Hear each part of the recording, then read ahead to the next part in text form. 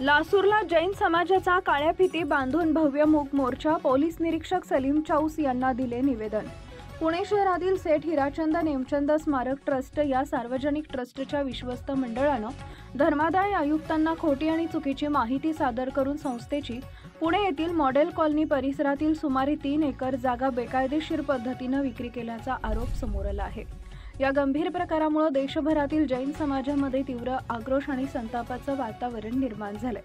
या घटनेचा निषेध व्यक्त करण्यासाठी लासूर स्टेशन येथील सकल जैन समाजाच्या वतीनं सोमवारी दिनांक 27 ऑक्टोबर रोजी सकाळी 10 वाजता काळ्या फिती बांधून भव्य मूक मोर्चा काढण्यात आला। मूक मोर्चाची सुरुवात जैन मंदिरापासून करण्यात आली।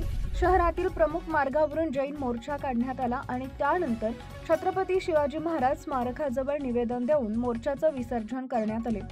यावेळी जैन समाजाच्या प्रतिनिधींनी शिल्लेगाव पोलीस ठाण्याचे पोलीस निरीक्षक सलीम चाऊस यांना लेखी निवेदन देत या प्रकरणात सखोल चौकशी करून संबंधित ट्रस्ट विश्वस्त मंडळांवर योग्य ती कायदेशीर कारवाई करण्याची मागणी केली आहे। मोर्चा पूर्णपणे शांततेत पार पडला।